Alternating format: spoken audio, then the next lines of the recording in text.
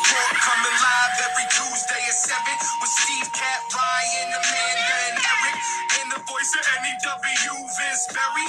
Hitting all the topics like a clothesline flurry.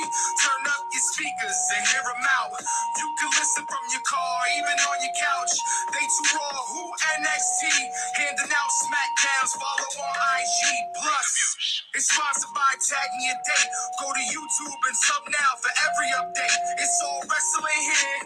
No safe space, now listen in. Time to hear from some of the greats.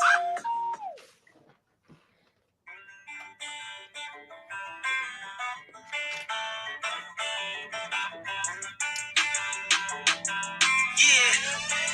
Alright, look. Let me tell you a little story about the guy named Grimes. He sat at home and had to make it for the time. Welcome, everybody, to another edition of the War Report podcast brought to you by TagMeADate.com.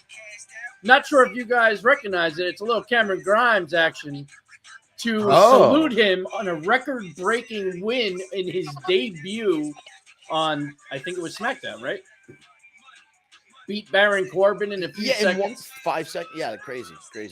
So, welcome Cameron Grimes to the main roster. I'm a big fan, That's right. and I have an idea. Kevin, what's up, brother? Welcome to the show. Kevin. Good to have you as always. I just want to say, with Cameron Grimes, you know what I think would be the best idea? And I was talking about this. I don't remember who the fuck I was talking to about it, but what if they do a new age $1 million team? A new Money Inc., if you will. If you will. Cameron Grimes and Baron Corbin. And kind of go like tit for tat. I bought a Ferrari today. Well, today I bought a Bentley, and just like be these rich fucks, but in a funny way. Because Cameron Grimes is hilarious. And Baron Corbin can be funny. When he was bum-ass Corbin, broke-ass Corbin, rich Corbin, he was funny.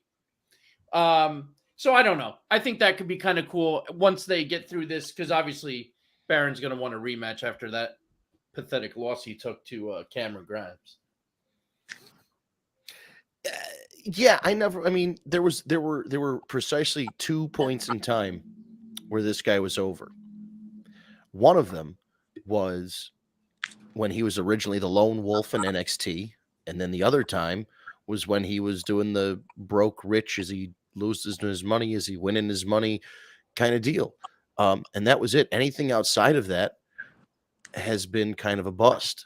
So, it's another thing of like, if it ain't broke, don't fix it. Just let Kevin says, do you remember Cameron as the Carolina Caveman in the Indies? I actually do not remember that. Tara, I'm going to assume it's you. Yeah. Hey, how are you? Welcome to the show. It looks like we have Al joining the show this evening. What's up, brother? Welcome. What's up, man? I thought you were going to keep calling me a girl's name. I was going to play the part. I don't know if you heard the beginning, but we played out with a little Cameron Grimes action because of his record-breaking win over Baron Corbin in his debut on the main roster, and I came up with this kind of scenario where how cool – maybe it was you that I said this to. I was trying to remember who I said it to. Did I say something to you about a new Money Inc.? Yeah, you did. It was to me. Yeah, all right. There it is. So it was to Al. But, so I don't know. But I'm a big fan of Cameron Grimes, so I'm happy for him, and I'm curious to see where this goes. And who knows, maybe it can bring some life back into Corbin, because I don't really know much about the character. I know of him because I see like commercials and stuff. I'm not a big NXT guy per se. However, the pop that he received in that little win said a lot about him, and he has the look per se, even though there's not really a look anymore in wrestling. But he had that look that Vince McMahon like, I would say. So right. It was impressive. I liked it, and I think your idea was pretty good with the whole Money Inc. Right. I mean, we could use another team. It kind of goes hand in hand. Maybe Baron Corbin has some respect for Cameron since he did what he did.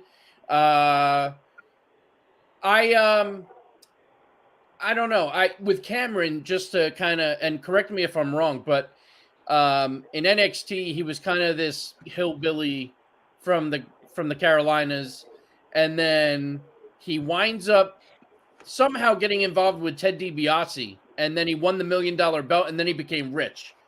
Well, so right, or something like that. what happened? It kind of happened along with real life. There was a point a couple years ago during the pandemic where Bitcoin and Ethereum and Dogecoin and all this other stuff was like all those cryptocurrencies were really popping. And if you invested at the right time and then sold at the right time, you made a lot of money. Now, if you didn't sell it, you're kind of in a tough spot right now because it has gone down quite a bit. But if you were somebody like Cameron Grimes who cashed out, they said he cashed out somewhere between $600,000 and $900,000 in cryptocurrency from maybe a $10,000 or $15,000 investment. So they ended up taking that and going, oh well, this could be a good the Beverly Hillbillies type of story where instead of Uncle Jed finding some bubbling crude, it was Cameron Grimes discovering cryptocurrency.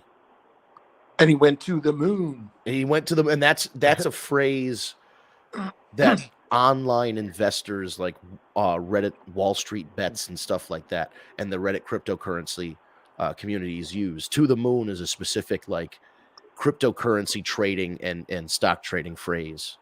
That's internet culture phrase, not real stock traders. Just the people like me with Robinhood on their phones trying to make some money. And Steve, you're right. He did get into the thing with Ted DiBiase, and that's when LA Knight comes into the story. Right. And there's that whole thing. LA Knight beats it. I've seen Cameron Grimes a couple times at the North Carolina airport, the Raleigh airport. Yeah. Well, yeah, when he was on the Indies. Speaking of the Indies, Kevin also points out that Grimes wrestled in PWG as the Carolina Caveman, and when he was also in Impact Wrestling, which is I don't follow Impact as closely. I had no idea he was in Impact. So he was under Shane Helms, the Hurricane, and he was an X Division champion at one point, or maybe a couple times. Yeah, he was working with Shane because Shane Helms is from that same area, and he was basically with the way he looked, the nickname the Carolina Caveman, like a Captain Caveman kind of thing. That was his hair, the hair chest, and right. And now as a fancy, being a hillbilly, but also being a fancy lad, that's his thing now. So I think he's proved himself in NXT. He did have some bangers in NXT. And I think he's going to do well on SmackDown is the show for him. 3 hours worth of Raw wouldn't even be as much as I'd say, hey, I'd tune into Raw for Cameron Grimes. No, nothing's making you stick with 3 hours for 5 minutes of Cameron Grimes. So, so SmackDown's the show for him for sure. Well, speaking of SmackDown, I think we should kind of start there, really, because I think SmackDown was a great show this week, and there were a lot of things that started to come into play. Number one, Asuka turns heel on Bianca during her celebration in her hometown.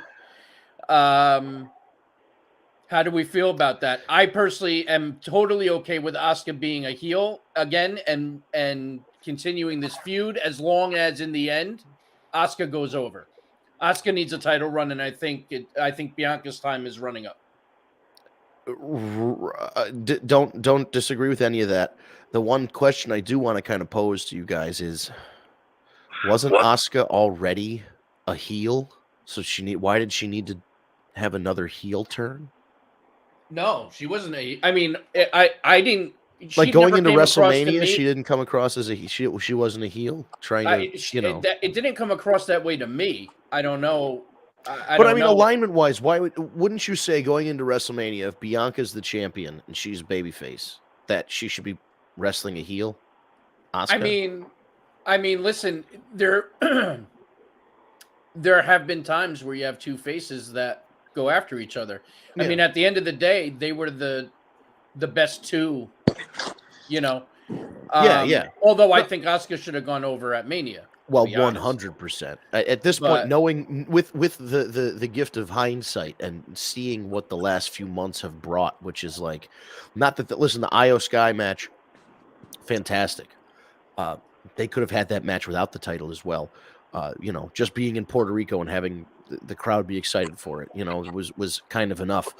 If they wanted to change it at WrestleMania, I absolutely would have supported that. And I think now more than ever. And again, this is no knock on Bianca. I just think it's time. She's had a solid run. Every title run has a time that it's Yeah. got to end.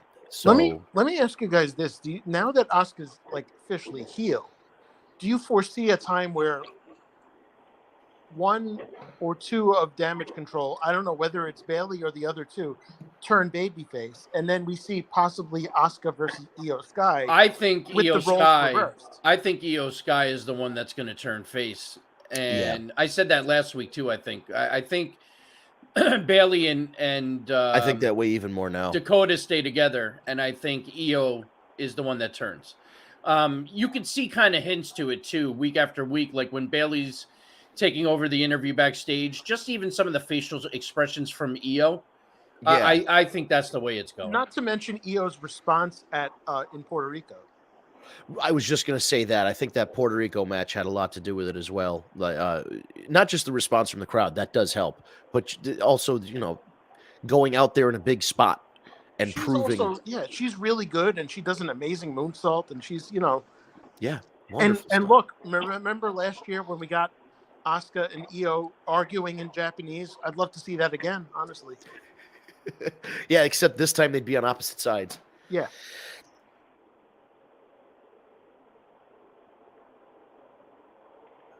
So moving on from those two, yeah. The other big takeaway from SmackDown, well, actually the biggest takeaway was the Bloodline and Roman's return to SmackDown. Yeah. Kind of went a little different than I expected it to, right? I mean, I think we all kind of assumed Roman was going to lash out at the Usos, which he did. I thought the promo work, by the way, with Roman was fantastic. And then having Heyman finish off the promo, I thought was great. I thought the Usos' reactions were great. I just thought it was an overall great segment. But in the end, it gets announced that at Night of Champions, it's going to be Roman and Solo going after the tag titles and not the Usos. And that he's not only dedicating the match to the greatest tag team of all time, and he's not referring to the Usos, but he's referring to Alpha and Sika. So a lot of blows to the Usos, the face shove onto Jimmy.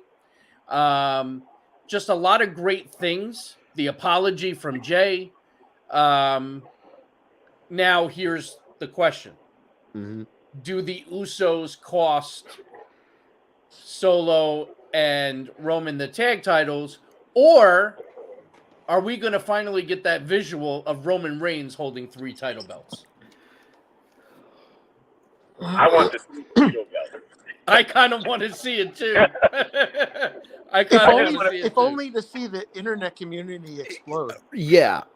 I think part of it is just the morbid curiosity of what would happen if Roman won another title.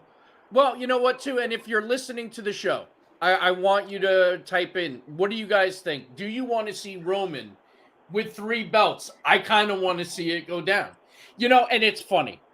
It's funny to me. And I sometimes it just is what it is, right? But Vince, you said before, every title run has to come to an end.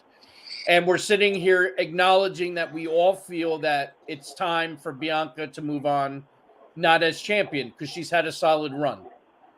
However, we're not saying that about Roman. Wait. Yeah, go ahead. We're not saying that about Gunther. Yes. Right? So why is it different for Bianca? And the time frame is pretty similar, at least for Gunther. Maybe not Roman, because Roman is just on another fucking level. Right. And we're sitting here saying week after week, we're okay with Roman keeping it for another year. Which is crazy if you think about it. Because he's beaten everybody. And I think the only way we're going to get out of the Roman loop is if they bring in somebody new to beat him. And I understand Cody might still be that guy to beat him, but I also think that they've got enough in-house guys. Not that Cody's not an in-house guy, but you know what I mean? Like, they've got enough guys like your Braun Breakers and your Solo Sikoas that have in the last couple years proven themselves in NXT and will be working their way up to the main roster or have worked their way up to the main roster. And you could make an argument that Roman should put over for the world title a guy in his 20s instead of a guy in his late 30s. So I get that, but also there's the argument of Cody Rhodes. There's the argument of Brock Lesnar is constantly one of the biggest draws in your company, regardless of how stale he might get sometimes. Brock has proven ratings, proven ticket sales, proven people watching live events, all that stuff. So, there's an argument to be made both ways. But and I think the reason we're okay with Roman kind of holding on to it is because we are waiting for that whoever this person is to kind of emerge. When with the women's division, I feel like Bianca losing it opens things up a little bit more for the women's division. Not that it wouldn't for the men's, but I'm just No, I see what you're saying. I feel like there's they're already they can't tell the same story in three divisions is what I'm saying. You can't have the dominant champion holding the title for 3 or 4 years. I think a lot of it. I think a lot of it comes down to the fact that most people just don't want to see the bloodline come to an end. And does it continue if Roman's not champion? So I think that plays a big part of it. I would miss the presentation of Roman Reigns and Paul Heyman and the bloodline. I would, Facebook user, I'm sorry, it's not coming. I don't know if this is Kevin or Tyra, but we'll get to that when we get to SmackDown because I have some shit to talk about with that shit. So let's not jump the gun, but we'll circle back to that for sure. But someone also commented that they don't want to see Roman hold the tag team titles when we asked that question. So that we got one no from the peanut gallery there. But I think the majority of people would like to see that visual of Roman cocky as hell coming out with 3 fucking belts. You know what I mean? On this topic, I want to propose a question here. Do you see let's say Roman and Solo do win the belts, right? And you have that visual, Roman with 3 belts and Solo's got 1. And then there's tension still within the bloodline. Do you foresee those two versus the Usos in a match at any point this year? Well, I think inevitably it's going to have to at some point. It has to. We've been saying it for so long, but it literally has to at this point. If it ends without them having a match against each other, this was a waste of time. Yeah, otherwise they're going to run into a whole thing where it's going to be like Bloodline Wolfpack, and you know what I mean, like the NWO did, and they're going to split it and shit, Yeah, but the great thing about it is they're not going to add 20 people that make no sense to it. That's what NWO got watered down. That was their problem. Because the whole roster became NWO. Yeah. The fact that you get to have 2 cousins go up against his brother and his other cousin and beat their little brother to get their titles back, it's an awesome storyline to continue. And then you continue the feud from there. I believe in regards to that question that Bianca Belair, the reason people want to see it end is because of the quality of opponents put in front of her. I'll give you that. She's already gone through the roster. Like with Roman is different. There's a lot more story you can go through, and you've been stuck on this one for so long. But you know what? I do want to cut you real quick because you're right. She's gone through everybody on that roster. But we did have a brand split. So she hasn't gone through she's remained on that same brand, right? No, she switched brands. But there are going to be people on that brand that she hasn't wrestled yet that are top tier talent. I mean, when was the last time we saw Charlotte and Bianca, for example? I mean, I'd be okay seeing that, and I don't think we've seen that. What about Trish Stratus eventually? Like, there are some matches that I think we can get behind, but I also do feel like her time has come. Like, it's time to move on. I mean, she can always win it back. You know what I mean? But yeah, the thing with this is right now the reason that Roman Reigns is thriving is because he went through pretty much the locker room or half the locker room, whatever, 3/4, call it, whoever was relevant enough to wrestle him. But now he has a whole different feud within his family. Bianca doesn't have that element to her storyline. So it's hard to stretch it out, because fans do get tired of you just consistently winning over and over and over again, right? That's when, all right, we're watered down, we got to change belt, let's give it to somebody else. But now this is a different scenario. I mean, when was the last time we really saw an internal family feud going on? And, and like, it's that's pretty The Hart awesome. Foundation, really. I will That's say this. long ass You know- time. Yeah, you know long what they time ago. could. You know what they could do. They just turned Asuka heel. The feud continues. Asuka goes over on Bianca, your new champion. Bianca turns heel. I like She that. needs to switch it up a Right. little bit. Now we get a new Bianca because we haven't seen her heel. Oh, Vince is going to be happy. Ladies and gentlemen, we got our first response David! email from David Yo, Roscoe over at YouTube. David's been all right. You guys need to get on our Facebook group because David has been posting a couple times a week this week. I was like, guys, we need to approve David's because it comes up that the post needs to be approved. We don't just let every post fly. So I'm like, oh gosh, David's posting. So yeah, we're gonna stop for our weekly David Roscoe news break. Trish Stratus versus Nadia Comaneci in gymnastics. Nadia Comaneci needs to teach her Trish Stratus. I think honestly, despite the fact that I know Trish Stratus has had gymnastics training, I think, pound for pound, Nadia Comaneci beats her. I really love that he's bringing Nadia Comaneci, an athlete that hasn't been relevant to United States sports in about 30 plus years, back to the forefront. And I think that's the important lesson that we need to take from these is that every week he's raising awareness that there's like a 60-year-old woman out there that wants her second chance at fame. And the way she's going to do that is to whoop Trish Stratus's ass. So thank you, David, for the update. And if that match ever happens, I promise you we will all chip in and buy you tickets to that show. Oh, absolutely. And I'm talking 100%. front row seats. Yeah, I'm not talking shitty sheet. You will be right next to that guy Ringside. with the guy with the lime green shirt with the smiley face on it, and that guy who always sits with his mom. You'll be right in there. Yeah. The Brock Lesnar guy will be there. Yeah, exactly. The guy with the straw hat will be right next to you. It'll be fun. But okay, so I thought about it a little bit, and just this Bianca thing, comparing it to Roman, comparing it to other reigns, title reigns, not Roman Reigns, but there's something going on in the Roman Reigns storyline where we're seeing every week kind of progression of cracks. It started off as a strong unit, and now we're seeing really the end game of this group. The cracks are starting to now turn into craters, and the craters are going to slowly crumble it apart. On AEW with Orange Cassidy, the story they're telling is that he's the international champion, one of their second tier titles. It's actually surpassed the TNT title just in sheer title defenses alone. And that's the story they're telling, is that Orange Cassidy is defending this title every week, but every week he gets a little more hurt. And then the next week he wrestles a little slower. And they've been telling the story where he's got a potentially broken hand. So when he goes to punch or goes to use the hand, he can't do it. He has to use his left hand. Obviously being right-handed, he's not as strong on his left hand.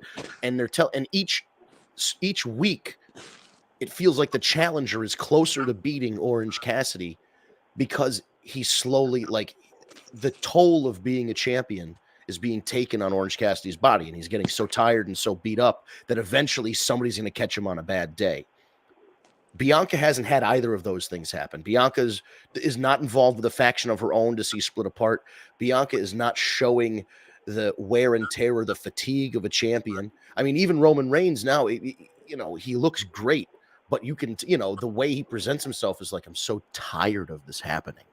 I'm just tired. And there's been no adversity for Bianca in terms of existential stuff, not just your next challenger, but it's there hasn't been a moment where they're like, oh my God, Bianca blew her knee out and will she be able to compete? And she's limping the whole match and then manages to win by a roll up. There's none of that's been happening. So I feel like there has to be some sort of motion in the ocean on this. Look how defeated Bianca looked after Asuka turned and gave her the mist and everything. I haven't seen that look on Bianca's face in quite some time. But again, that's the thing. It's the first time. With the whole story, when we get it, you're the EST, you're the best, you're the greatest, you're the whateverist. you climbed Mount Everest, and that's the gimmick. But there has to be a point where that's challenged, because if it's true and you're the best, then you're just going to be winning all the time, and that there's nowhere to go from there. Being the best heroes have a flaw. Luke Skywalker wasn't always a good guy all the time. When you go through television, film, books, whatever, there's no character that's just 100% goody two shoes all the time, and if they are, they're not very interesting. There has to be a point where maybe Bianca gets pushed, like you said, even if it's not even a heel turn, she just gets pushed to the point where she's like, Asuka, I want a last man standing street fight. I want to be able to use weapons, and I want to beat the shit out of you physically with these weapons. And then it pushes Bianca to not just be the greatest, but maybe she's like the toughest. You know what I mean? Like, she adds a new EST. She's like, so she might be the best, and she might be the this and the that. But somebody goes, guess what? You're not the toughest. And you go, guess I am, motherfucker. And here's how I'm going to show you. I want to beat you in a hardcore match and keep my title. That is giving me a little bit of meat on this bone. It can't just maybe they should do what they should have done with Bayley and Alexa, where Alexa was like, trying to get Bayley to be, hardcore, and she would never grab the weapon to do it. I was preparing for like a whole Tommy Dreamer-esque thing for Bayley at the time, but Right. maybe Bianca could be that, the toughest, like that. Like, I could get behind that. Absolutely. And I just think there's ways to go with her to show that there has to be, because again, the EST thing, and just say, every week is the same thing. I'm the best, I'm the greatest, whatever. And yes, it's true, because she's just been winning. But like, if you throw some adversity in her way of like, are you the greatest even if you're injured? If you're the greatest, even though maybe they do something where Montez gets injured.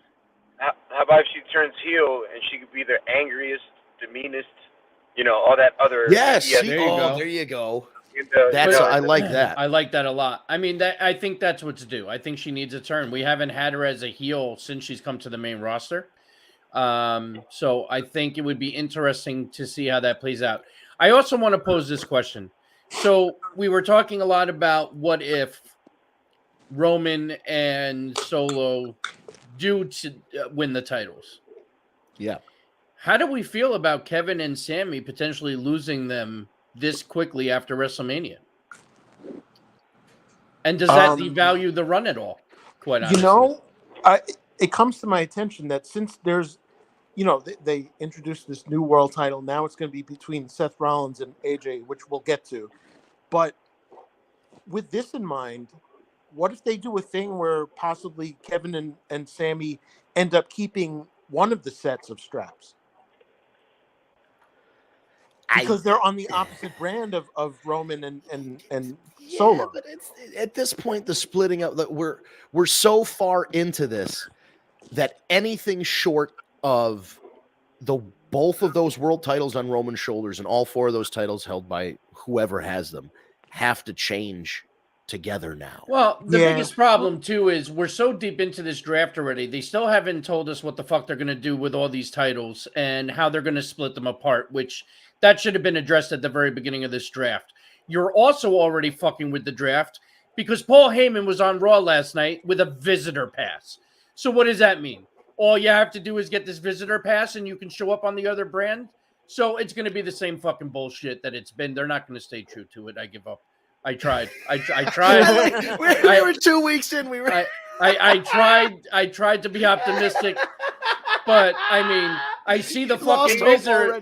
I see the fucking visitor pass on his phone. I'm like, you've got to be kidding. So this is the loophole. This is how they're going to do it. It's going to be. I like the pass. I like the pass, though, Steve. You don't like the pass? Give credit to the pass. I mean, it's great. I could get in with a pass. The whole pass pisses me off a little bit. I'm not going to lie, but I'll say this too. I also do feel that Heyman should be allowed to go wherever he wants because he's Paul Heyman. So I don't know. He's technically not wrestling. He can go anywhere he wants. Right. He's not on the rosters, really. They should have made that clear. But I guess he was technically he was drafted along with the rest of the bloodline. So okay. I mean, the first draft pick was Roman, Solo, and Paul Heyman. Yeah. So You know, so we're already not staying true to the fucking. And again, it was telling that they drafted them separately from the Usos. But how do you not address the title situation already? Like, look, like you're right. The Raw Women's Champion is on SmackDown, and the SmackDown Women's Champion's on Raw, so they're going to do that fucking stupid title swap bullshit. Vince. Yeah. I saw that come up. I was going to say, I would for be all we totally know, Gunther behind that. could be the one to dethrone Roman eventually. And listen, I would not be for nothing. so fine with that. Not for nothing.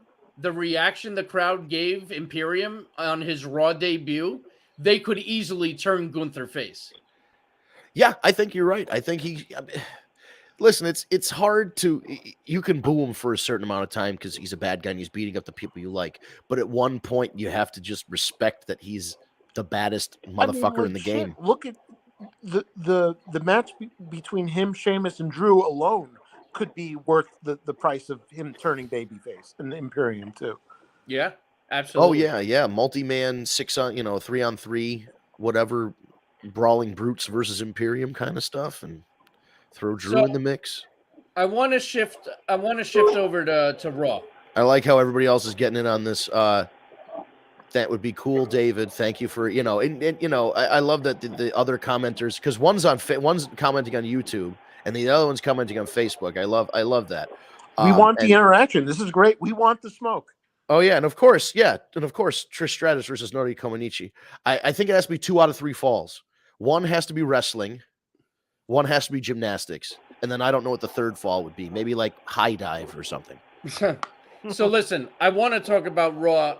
Yes. Because this really pisses me the fuck off. I want to hear why this bothers you so much. Well, we're going to talk about it. See, so you have this battle royal, right?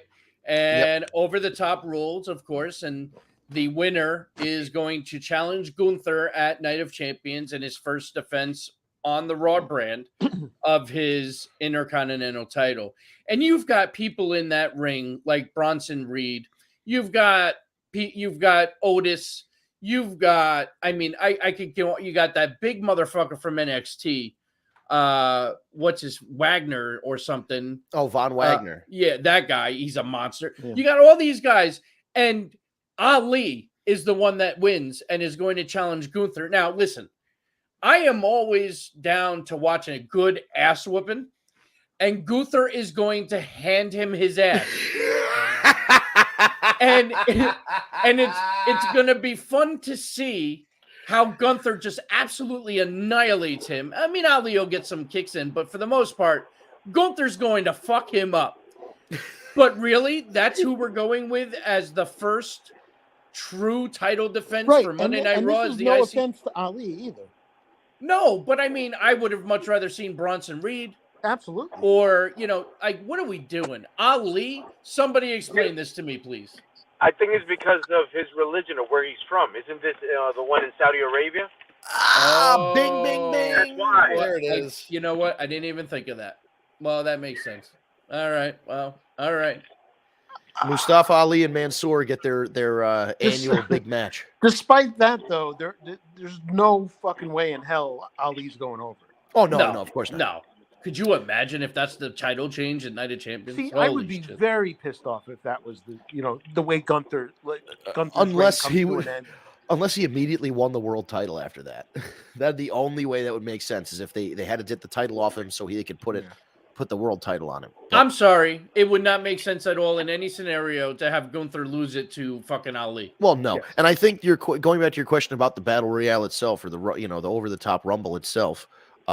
They put all those tall guys in there to make it that much more impressive that Ali won. But I get obviously that, it had the intent. It had the opposite effect, though. By judging by what you're saying, it was fucking stupid. Right, there was a point where it became unrealistic that this little guy would win amongst all. And overcoming the odds is kind of the WWE thing. But there becomes a point where it just becomes a little ridiculous. It would make more sense if Ali had won and was facing Austin Theory because they're of similar size.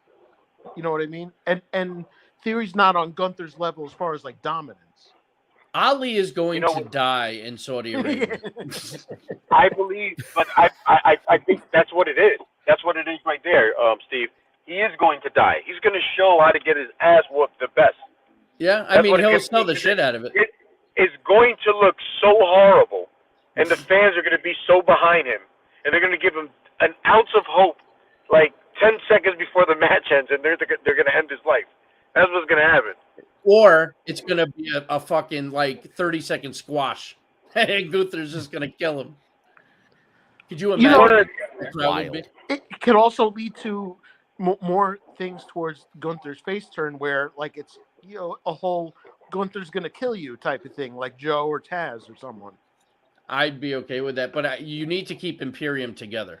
Yes, I like all three of those guys, and I'm a big fan of Imperium. And like this, the only thing that changed really was their names. Other than that, they're the same characters and they're the same group, and they're awesome together. So I kind of have gotten used to the whole Gunther thing anyway, so I'm good with it. Yeah. I can tell you this much about that. Yeah. Before we move on that note, I believe Gunther's introduction for me is my favorite introduction since the Road Dogg. Yes. Used to do his ladies and gentlemen voice. I love the way he introduces Gunther. He has so much. He's so proud of it. It's great. And here's, you know what? And regarding that, here's something that I only just noticed that someone on a YouTube video pointed out in that entrance, is that when Gunther takes off, the robe, he flips it, and then Kaiser like catches it in the background. I never noticed it. I never noticed that either. But look out for it. It's pretty cool. The whole situation with those guys in general is pretty cool when you think about it. They were like that in NXT and NXT UK as well. They're great. And they've got history together too. Right. And even before that, they were separately, those guys were making buzz on the indies.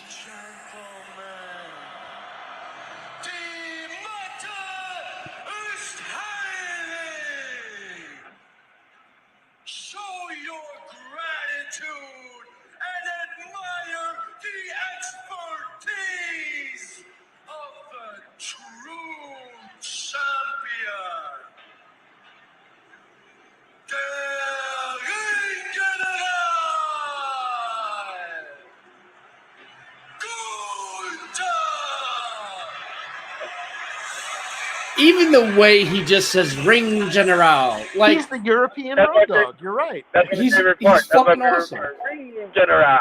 Ring General. He doesn't even say ring. It's like Ring General. It's fucking great. It's gotten better. It's gotten better with time, because this week when I heard it, it was awesome. I'm like, ooh, he kind of said it like different. He held the ring. Well, and you know what's funny? I got annoyed because when they came out, he usually does it at the very beginning, and it didn't happen. I was like, fuck, they took it away. And then they did it over by the announce table. I was like, all right, cool, I'm good. And their pose as a group, I love that too. Everything about him is great. Yeah, for sure. It also reminds me of, and I know Lana was directly inspired by this, but it also reminds me of the way they would introduce Ivan Drago in Rocky IV. Right. Like all the things they'd say about Ivan Drago, and then in a thick Russian accent, and it's either the businesswoman or the, you know what I mean? Or like one of the Russian officials that was supposed to be like the actual president at the time, but it wasn't. They were always talking with the biggest, the Russian bear, whatever. And then now they're doing the same kind of thing for Gunther, which is cool. Guys, can you imagine Lana in that group? Oh my God. Oh my God. That would be amazing. Nuts. That would be nuts. She was in Puerto Rico. She was in Puerto Rico in the crowd. There was a picture, and somebody did a meme. Zelina's parents. Yeah, she was. For those of you who thought that she paid for a ticket, she was sitting in the family and friends section. You dopes. Right. She was sitting literally right behind the families. They're like, "Oh, Lana had to buy a ticket," and guess what? If she had to buy a ticket, I think she can afford it. Oh yeah, that's for sure. Sorry, guys, I don't know what to tell you. Like, she, even not being on TV, still makes way more money than all of us. Just probably will ever see in a lifetime. Right. That's true. And this is no offense to the real person, CJ Perry, but her as the character Lana as like when with Rusev and stuff like that, with that Russian accent and this and that was, I'm sorry, that's better than her real voice. She did it very well. She did. So I want to talk about the next big thing. Brock Lesnar, not Brock Lesnar. Not Brock. That was 2002. I want to talk about. I am very happy with the way this tournament worked out, where we're getting Seth Rollins, AJ Styles for this new title. I think that match is going to be amazing. I mean, what two better people to match up against? I think they're going to put on a hell of a show. How about this one? I think AJ's going over. I don't think it's going to be Seth Rollins, and I want to know what you guys think. I have a feeling somehow they're going to give it to AJ Styles, and I'm totally fucking okay with that. What do you guys think? I think either way, we as fans win. Yeah. That's how I feel. Yeah, I think either guy is a good choice. But yes, I would love it too. But I also see, don't. my thing is this, right? Go ahead, Oh. Al, start over. You're breaking up a little bit. Bud. I do agree with you on that. But the reason I think so is because you got to keep Rollins clean at it. So I think he turns heel during the match. So AJ Styles will be a heel. Wait, Rollins turns which heel? I'd rather or AJ? No.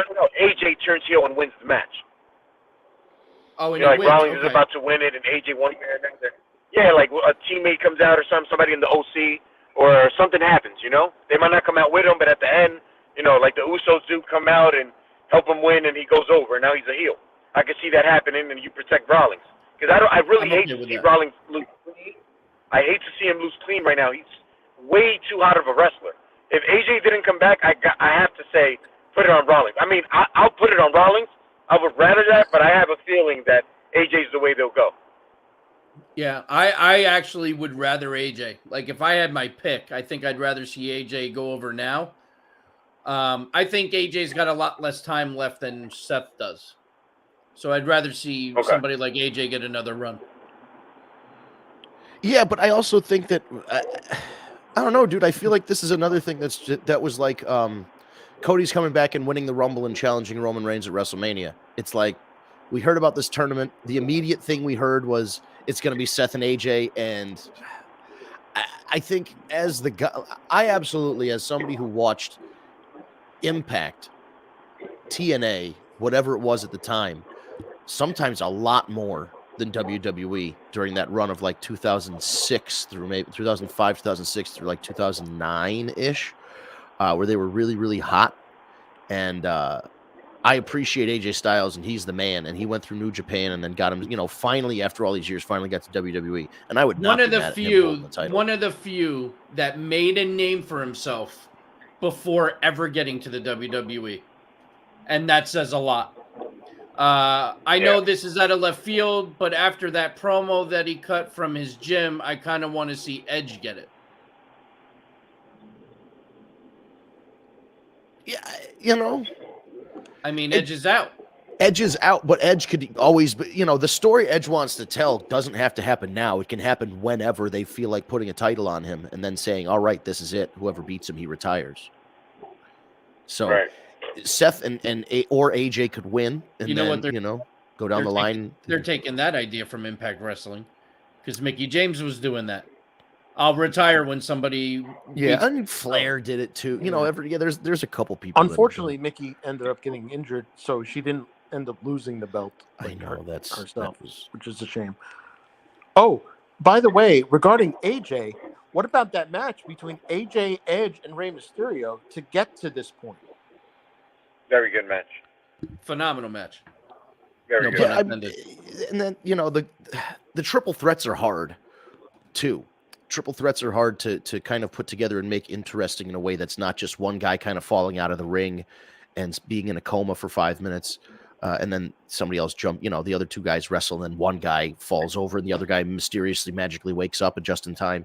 Stuff like that is hard to do and manage in a match and keep it interesting. But they did it. The triple threat matches, when done correctly, are some of the best, around. It's like a great triple threat match, like Samoa Joe, AJ Styles, Christopher Daniels, or even like it's like the same thing as like a great tag team match. It doesn't matter how many people are in it. If they're able to keep the crowd engaged, it's a great match. And I really appreciate. I believe it was Tara agreeing with my opinion there, which doesn't happen very often.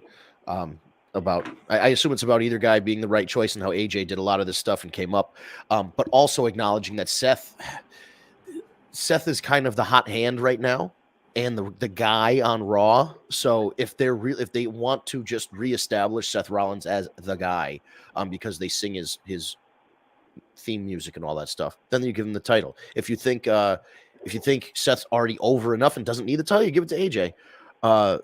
3 out of the only engine. Wow, he just want. So David, for those of you who are following along at home about this feud between Trish Stratus and Nadia Comaneci, former gold medal Olympian in gymnastics, I was proposing 2 out of 3 falls, 1 wrestling, 1 gymnastics, and then a third different one. He's proposing all 3 are gymnastics, which I say Trish would lose, which is why I was trying to give her like 1 that she could win in a wrestling, kind of arena. But David is the general manager of his own universe here, so that is like a video game. He's playing WWE 2K23 right now, and that's the way he wants it. So that's the way he's gonna have it. It's also nice to see a hardcore Expos fan, which we haven't seen in a long time. I know. I love that Expo. Seeing that little Expos logo come on up. The first Little League team I was ever on was the Expos.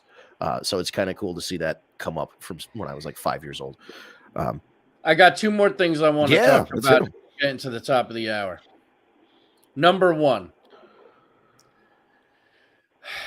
Bray Wyatt has been removed from all inner roster talk. What's going on? Everything I hear is that it's injury and he's not cleared. But why are you removing him? What does that mean? And then the final thing is there is talks that Sir Randall K may have to officially hang up the boot. So yeah. I want to make sure we cover those 2 things. Yes, Al. Before we get into something serious and talk about this matter, you remind me with Bray Wyatt. What? You know that guy that just doesn't get it when the girl keeps saying she'll call him back and she never does, and he texts her first. I've been there. This is you right now, bro. Let it go. I know. I can't let it go. You're so butthurt right now. I'm so butthurt, bro. I have such faith. I told everybody for so long, just wait. We're gonna get the payoff. It's gonna come. And then apparently he gets injured and he's never to be seen again. Like, what the fuck? And then you remove him. Like, is that just to fuck with people and throw us off? I think so. Because then you see one other report that they're waiting and him and Bliss are going to come back together, which we all know I'm on board for. So, yeah, that's why I think this is, I don't want to say it's a misdirection, but I think it's just an indication that they don't want to commit him to one brand or the other and kind of either have somebody go on the website and see, oh, well, Bray Wyatt's just on the SmackDown roster, even though we haven't seen him. It kind of ruins the surprise. Right. That's true. So it could ruin the surprise of a comeback. Some guy who hasn't been on TV in a couple months, then you announce he's drafted to a brand. Then you expect to see him. If he's not drafted at all and he's not mentioned on the website. Didn't we just hear that they hired him like his own writer specifically? Road Dogg. Yeah, Road Dogg said something about that. And then there was another report that said, oh, that confused some people internally when Road Dogg said that. But I don't think it's too far off base. I think they probably have, while the wording sounded like maybe they hired an employee or something, I'm sure it's like a consultant thing or like as long as it's not Road Dogg himself doing it. Do you imagine Road Dogg? He's like, all right, I watched all the Freddy movies. Let's go. Yeah, seriously. Yeah. Sir Randall. Oh, this would be absolutely heartbreaking if this is true. I hope it's not true, man. Yeah, because fortunately, for a guy like Edge, who had to go out and call it quits early, was able to come back and go out in his own terms and now eventually book his own retirement. He's already kind of thought of the idea, winning a title, and then whoever beats him retires him. Randy Orton was on the last couple, 2-3 years now before this injury, was on a hell of a singles run, a hell of a run. He was having the time of his life, too. He was having so much fun with the RK Bro thing with Matt Riddle. And, now this injury comes up. His dad, Cowboy Ace Bob Orton, mentioned it kind of, not, I don't want to say in passing, but mentioned it in a way that was just like, yeah, the doctors advised him not to wrestle. But how many times have you heard doctors advised a wrestler not to wrestle and they've done You it? know, and So I kind of take that with a grain of salt too, because I from what I understand, Randy and Bob are not on the best terms right now either. and then Booker T kind of sideways commented on it in a way that's like, well, if a doctor tells you that, you should probably listen to it. But he wouldn't. The way Booker T answered didn't confirm that he knew anything about it specifically. He was more just kind of commenting in general of like, if a doctor tells you that if you take a bump, you could be in a wheelchair, you should probably rethink doing that. I generally, if anything Booker has said in the last couple of years has been just like bullshit. Yeah, they're a write-off. They're a write-off for sure. Booker is like, I'm sorry. I love the guy. I respect him, but sometimes he comes off as a big shill. Yeah, sometimes it feels like he's lost his damn mind. But regarding Orton, it would be such a loss to just be, okay, that's it. He has to retire, and he comes out and makes like a little speech, and that's it. Instead of being able to go out there for a program for a couple months, build up to a SummerSlam or build up to a WrestleMania for your retirement, have a nice little going away thing to celebrate a guy. Because John Cena is a guy, and even though now John Cena in interviews is saying he's done, he can't keep up with them. He's just not in the shape to be able to do this anymore, which is why he's doing acting. There was always that, oh, well, John Cena comes back once a year. So there's never been an official thank you, John Cena, you're fucking retiring, you're gone kind of thing. And it would be nice to be able to do that. And even Batista, he got his match with Triple H at WrestleMania, but I don't know if he truly got the send off that he should, because Batista, Orton, and John Cena were of that 2004, 2005 class of when things started to boom again in wrestling. And the video game covers had it was always a combination. SmackDown versus Raw was always Batista on one side, John Cena on the other side, or Randy Orton on one side, John Cena on the other side, or whatever it was. And we should, hopefully we're able to celebrate Randy Orton the way he's supposed to be celebrated, to give him a nice send off, rather than just having a great career cut off by an injury and then not really having the closure that as a performer and as an athlete and then as fans that we would all want. If we can't get that closure, I think it's a big loss to wrestling in general. Yeah.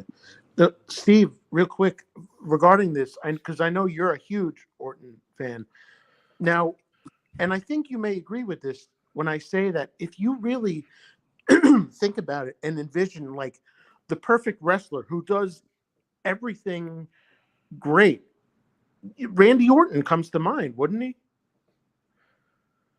If Randy Orton is not in everybody's at least top 10 greatest of all time, they have no fucking idea what they're talking about. Randy Orton is by far one of the greatest of all time.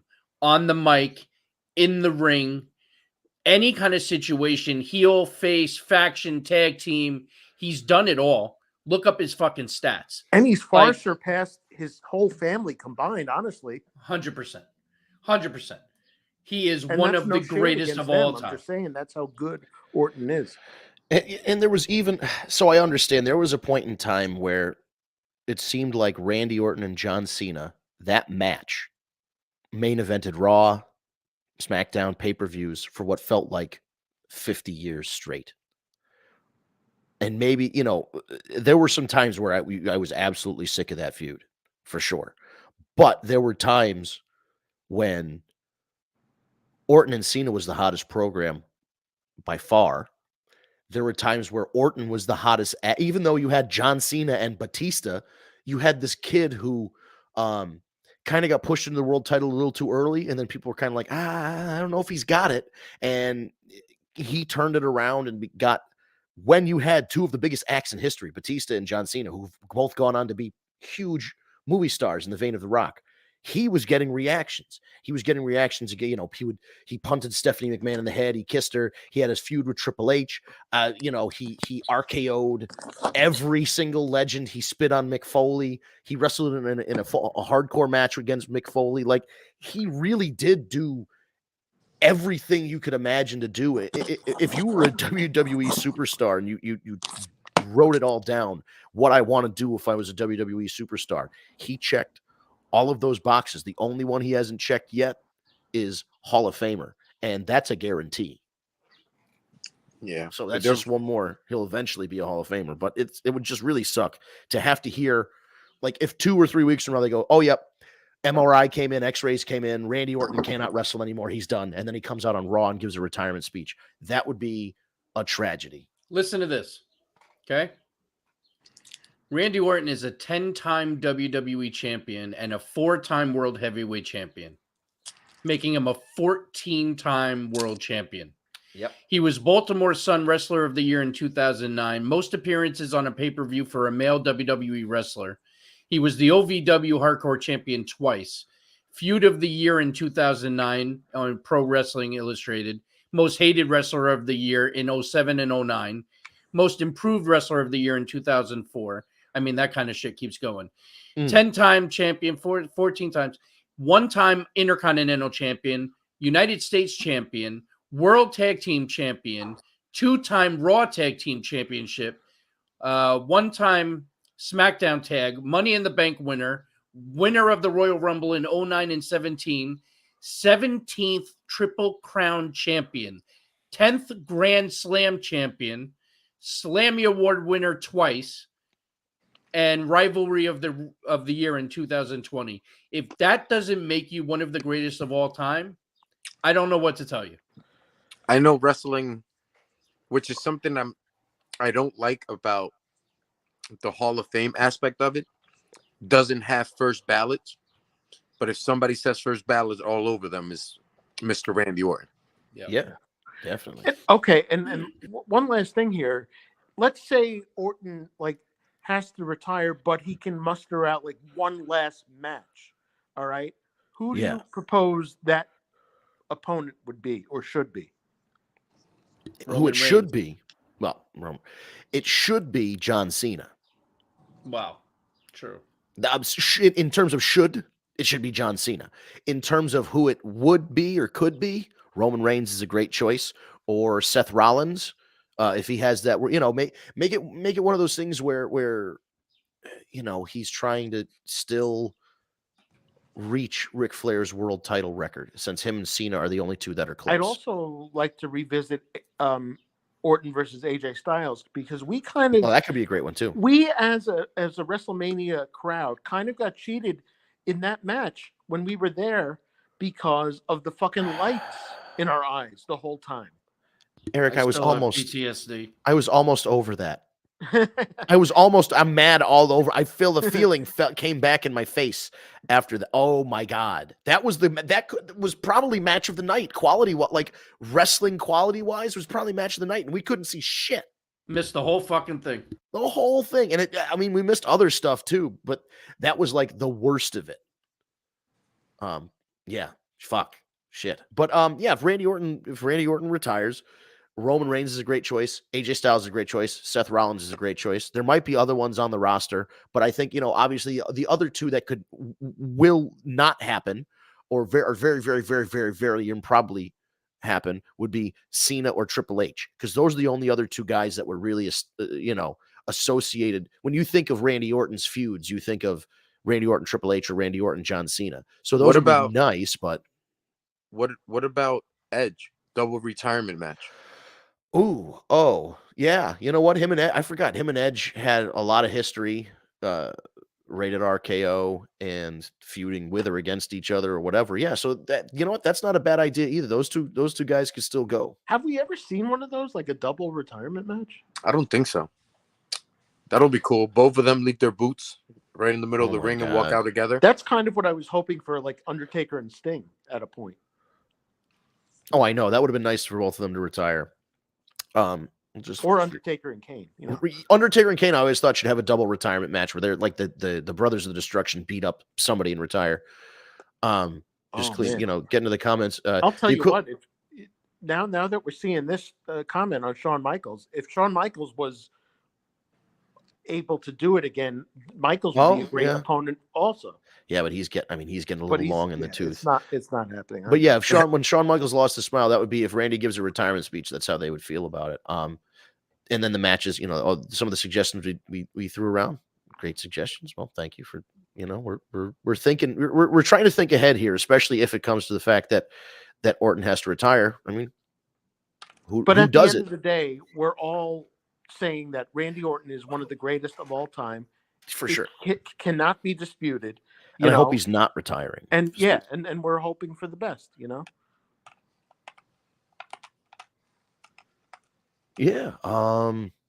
Because I'll tell you what, I fucking miss Randy Orton a lot.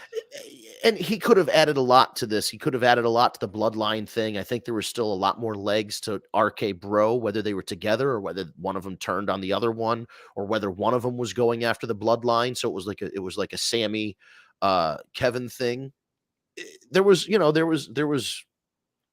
Hell, I'll more throw that Randy Cody Orton Rhodes had in to- that conversation with and now, think about it. Okay, so think about it now. Yeah, you could have had him involved. RK Bro and Cody Rhodes could the Cody RK Broads could be the triple threat or whatever it is. But you could also have Orton again, like now Orton against Cody.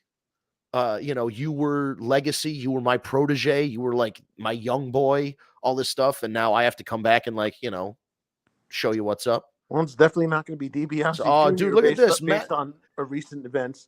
Matt Pollock, here we go. Randy Orton versus Cody Target. See, as I was saying it, this guy was typing it. So there are a couple of us here on the same page that Randy Orton, if Randy Orton is healthy and can still go, and this is all kind of a swerve, there are a lot of places you can put Randy Orton currently against current guys that would elevate a program and make it feel special, whether it's Cody, Seth, whoever.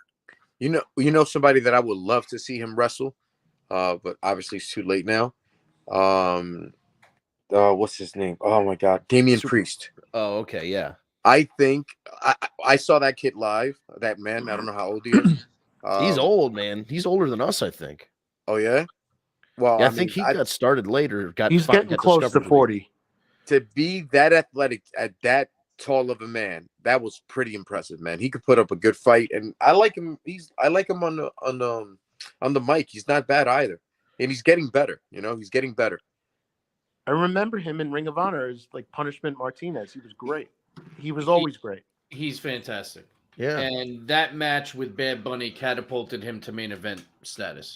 Oh, for sure. World heavyweight champion status, So definitely. It's a winning by losing situation. One of the greatest things about wrestling is that a loss can get you to the top. Because it's not always about, winning all the time. Right. It's about performance. And it's kind of true. Like you see it sometimes in other more legitimate, not that I'm saying they're 100% legitimate fighting sports like boxing and MMA. They have their own problems. But sometimes you will see a guy and he'll lose a close fight, or he'll be an underdog and kind of put up a good fight and almost win, and then lose in some kind of heartbreaking fashion. They put that guy in another show because he earned fans, he earned respect, and he put in a performance. It's doubly or triply or 10 times as true in wrestling. It doesn't necessarily have to be about this. Sometimes the wins and losses are very important, because whoever beats Roman Reigns, that's an important win or loss. But other times, if you lose and you put on a good performance. Look at a match like Jeff Hardy versus Undertaker for the title on Raw in the ladder match, 2002. Perfect example. Brett versus Stone Cold. Yeah. Stone Cold lost, and then he became the biggest thing ever. Yep. So winning by losing, man, it can happen. If you put the ability and the ability to put people over well and still put up a fight and give them a good performance is I don't want to say lost, because there are guys that can do it, but sometimes guys lose and they just go out there and they take their bumps and they lose. And some MJF is another guy that lost a couple of big ones, but ended up catapulted because of them. Right. And now he's doing what he's going to do. And we'll talk about that as we get closer, because apparently, and because we're getting close to we're over the top of the hour. We'll finish off very soon. Just for those of you who are, might not be aware, tomorrow is the Warner Brother Discovery TV upfronts. So that means that Warner Brothers Discovery should be announcing the new AEW deal, whether it involves streaming or not, how many years it's for, if it includes a new Saturday show. They're also speculating that CM Punk could either come back or be announced to come back on Dynamite or during sometime Wednesday. Dave Meltzer saying that Wednesday is potentially one of the biggest days. So tomorrow, potentially one of the biggest days in AEW's history. So we shall see what happens with that. We'll report on that next week. Not only that, Punk has apparently thrown out a possibility of him wanting to work with Samoa Joe, which would be a great callback from their Ring of Honor days. Absolutely. I think that would be a lot of fun as well. And, we'll just have to see how that all hashes out. We'll go to one last David Rosca update for today. You see it on the screen if you're watching the live stream. If you're not, you're just listening to us. Nadia Comaneci was a Trish Stratus of women's gymnastics. I like that association. I don't think he's wrong. I just, now I appreciate that he's got that now, but we've got Bianca's up here and you've got Becky and this, that. And he's like, you know what, guys, I'm sticking with the classics. You can't go wrong with Coca-Cola. You don't want any of this new shit. You want Trish Stratus. You want Nadia Comaneci. He's a simple man with simple needs. I like it. We all remember how clear Pepsi went over. So exactly. We don't want none of that Crystal Pepsi shit. Give us the brand names. Nadia Comaneci and Trish Stratus are about as brand name as you can get. So thank you, David, for your gymnastics / wrestling update this week. Be sure to stick to our show as we get more. It sounds like I'm joking here. I really, every time I see one of David's comments, it makes me so happy. I'm glad you've stumbled upon our show on YouTube. So, if you want to listen to more of them, the only thing you can do is subscribe to us. Should we take it home, Steve? Does anybody have any final thoughts? I'm good to take it home. Anyone else? One more thing I wanted to say is that Seth Rollins, whether he wins or loses, and this has nothing to do with anything really, except that he's been back. He's now a part of the cast for Captain America: New World Order, which is pretty cool. That he is. But that will also require time off, which is another reason why he probably won't win. That the belt. could be telling of the result of the match too. And I just got one more thing to say now that we're ending with Seth Rollins that I wanted to say before. Yeah. I believe, even though I'm a fan of him and I want him to have a belt, it's too early. I think he deserves his WrestleMania moment, and that should come later on in the year. He should win it at WrestleMania. Rollins. Yes. Yeah, I kind of agree. He has gotten the rotten end of the stick on WrestleMania. Yeah. His win-losses and all that. But yeah, listen, Seth Rollins. So the Marvel thing, there were already pictures of him on set, so it's very possible he's already filmed his part. So maybe he doesn't need to go back, but maybe they need him for reshoots, or maybe there's more to be done. Some people were thinking that's why he wasn't on Raw this week was that he was away filming it. So, but I think after, other than Batista, I can't remember any other wrestler that have been in prominent roles in the MCU. He's the only one. No pro. I mean, Tyler Mane played Sabretooth, and he was a WCW wrestler. He wasn't particularly. That wasn't MCU though. That was. I know Fox. It was pre. Yeah, it was the Fox. It was the Fox owned right. Marvel movies, right? I believe. But anyway, or no, it was the Wolverine. It was that Wolverine movie. Whatever. No, Wolverine was what's his face. It was the ones prior to Wolverine. It was the actual X-Men movies. Yeah. Well, shit. Yeah, I can't think of any other wrestlers that have made even cameos in the MCU. So this, that's a good. It's a big thing for Seth Rollins. So maybe he can, he can do some more acting and stuff. The last movie I think he was in was actually one of the Sharknado movies. Him and he was great in that. Him and Kurt Angle played scientists or something. But yeah, right. Yeah, it was like the third or fourth Sharknado movie. I loved every wrestler cameo in that, whether it was Ziggler or Jericho or They're ridiculous little movies, but people enjoyed them, and I guess Tara Reid still needs work, so they keep making movies for her. Her and Christian Slater, whoever it was. But anyway, I think that'll do it. Oh, it was Ian Ziering. I'm sorry. Ian Ziering. I never knew if it was Ian or Ian. He's like one of those guys where you'd pronounce it one way and he'd tell you to pronounce it the other way, So I'm always confused about Ian or Ian Ziering. Then again, nobody's thought about him in 30 years. So whatever. That'll do it, guys, for now, I suppose, for this week. Thank you for tuning in. Be sure to stay, subscribe to us on social media at TagMeADate. That's at TagMeADate. No spaces. It's all one word. And we're on Twitter. We're on Instagram. We're on TikTok. We're on Facebook. Steve's on LinkedIn. I mean, I'm on LinkedIn too, but I barely use it. We're on Twitch. Everything is at TagMeADate, Facebook, Instagram, Twitter, TikTok, except for Twitch. Twitch.tv/War Report. And that's also one word, WARREPORT. The main places you can get our stream are Facebook, LinkedIn, YouTube, Twitch, and Twitter. And the YouTube is also at TagMeADate. Like I said, the only one that's not at TagMeADate is the Twitch. That's twitch.tv/War Report. But if you go there to Twitch, you can like add us as a friend or add us as a favorite, whatever that is. If you go to YouTube and you type TagMeADate into the search bar, hit the subscribe button, hit the bell to get notified when we upload a new video or go live. We do go live at 6 p.m. Eastern time every Tuesday night. We do a live stream. You can comment. As you saw today, we had a lot of comments come in. So thank you, Kevin and Tara and David and Matt and some other people that dropped in tonight. For your comments. We really do appreciate it. It helps us keep the conversation moving. And, the more engagement, the better for us. And yeah, it just it keeps things going here. We really do like having when somebody has a question or a comment, or like when we ask a question, and then you guys are able to respond in the comment section. We can throw up on the screen. So very, very cool that you guys are sticking with us.